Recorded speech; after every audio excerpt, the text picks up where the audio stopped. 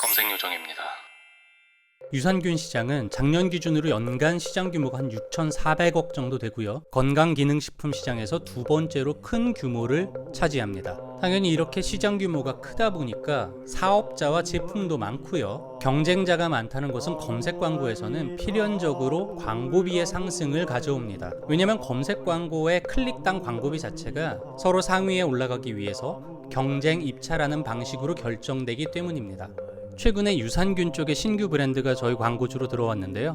이건 저희가 PT를 하거나 이래서 가져온 건 아니고 저희가 아는 대행사가 디지털 쪽에 총괄을 진행하면서 검색을 맡길 데가 없다 해서 저희가 도와주는 차원으로 진행을 하게 됐습니다. 예산 자체가 얼마 되지 않았기 때문에 처음부터 제가 다른 데 가가지고 사기당하느니 그냥 내가 하긴 하는데 시간을 많이 쓰지는 못할 거다라고 얘기를 했고요. 그쪽에서도 검색 광고에 배당된 예상 자체가 워낙 적었기 때문에 크게 손가는 일은 없을 거다라고 해서 가벼운 마음으로 시작을 했습니다.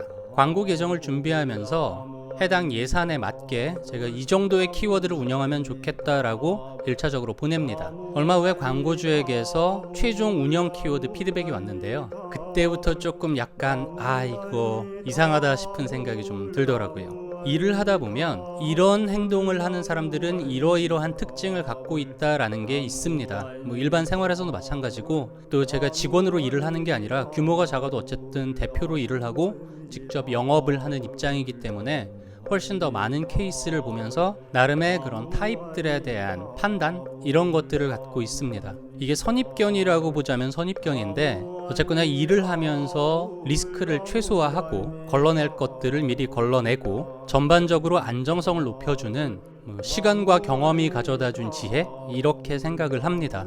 클라이언트들이 키워드를 정해서 내려보내는 경우 많이 있습니다. 그것 때문에 제가 문제가 있다고 본 건 아니었고요. 이 클라이언트가 내려보낸 키워드를 보자마자 너네들 검색 광고 진짜 모르는구나 라는 느낌이 딱 들었습니다.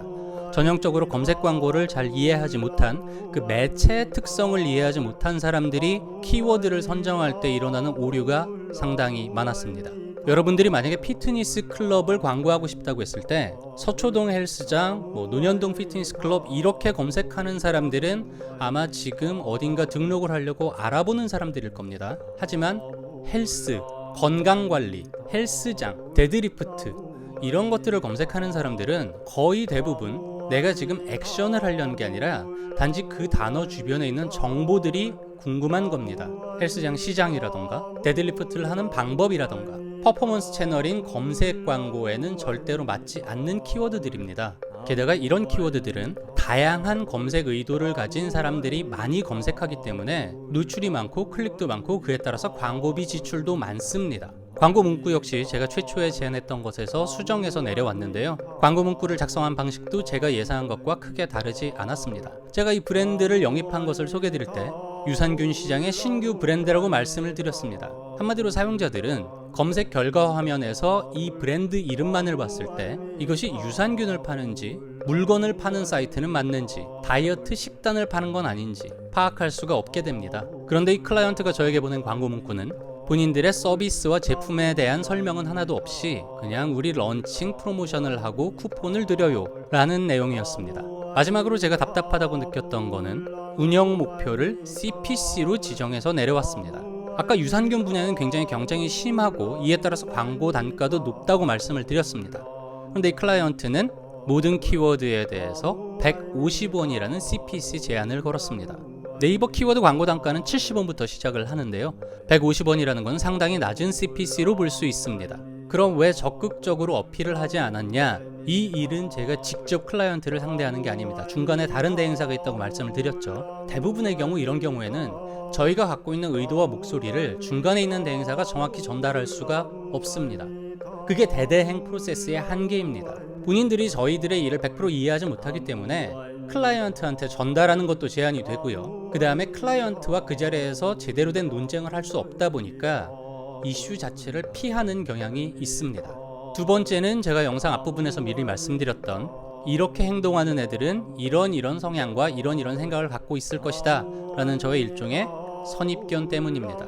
본인들이 이 채널에 대한 이해도가 낮으니 전문가에게 기대하겠다라는 판단을 하는 사람들은 키워드 선정, 광고 문구의 개발, 그리고 CPC의 지정까지 이 모든 과정을 이런 식으로 독단적으로 진행하지 않습니다. 분명히 그 광고주는 본인들이 이 채널에 대해서 이해도가 있다고 생각을 하기 때문입니다. 검색 광고 대행사의 6개월차 신입사원도 이런 식으로는 진행을 하지 않습니다. 그런 식으로 채널을 운영했을 때 성과가 어땠는지 보여드립니다. 지난 30일 동안 이 계정의 검색 광고에서 얻어진 노출, 클릭, 총 광고비 성과입니다. 클릭수가 굉장히 낮습니다. 이렇게 클릭한 사람들이 모두 구매를 하는 것도 아니고 구매 전환율이 굉장히 많은 경우에 0몇 % 단위로 결정된다는 걸 봤을 때 이 클릭수로 제대로 된 제품 판매가 발생하기를 기대하기는 어렵습니다. 이렇게 노출과 클릭 자체가 부진한 이유는 딱 하나입니다. 지나치게 낮은 CPC 지정으로 인해서 노출 순위가 낮고 그에 따라서 사용자들에게 광고 자체가 보여지지 않기 때문입니다. 그리고 무엇보다 저희 대행사는 광고 집행 비용의 15%를 커미션으로 받습니다. 지난 30일 동안 이 계정의 운영을 통해서 제가 벌어들인 돈을 한번 따져보겠습니다. 이러다 건물 사겠습니다 진짜. 일단 운영을 하기는 합니다. 첫째는 제가 아는 회사가 총괄을 진행하고 있고 제가 조금 도와주고 싶고 돌봐주고 싶은 후배가 하는 회사이기 때문에 바로 놓지는 않을 거고요. 두 번째는 저희가 인턴이 새로 들어왔습니다. 그 직원 트레이닝용으로 쓰고자 합니다. 그런데 문제가 첫 번째는 이런 말도 안 되는 일을 하고 있으면 제 업에 대한 자괴감 이런 게 좀 듭니다.